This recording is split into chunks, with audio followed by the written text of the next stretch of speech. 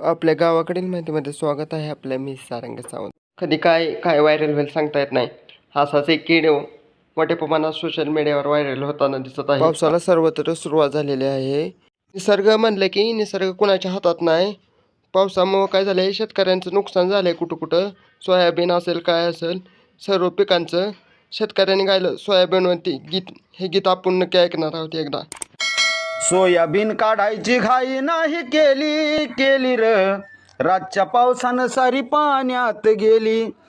गुत्तेदारांनी आता वाढवला भाव, म्हणती चिखलामध्ये नाही परवडत राव.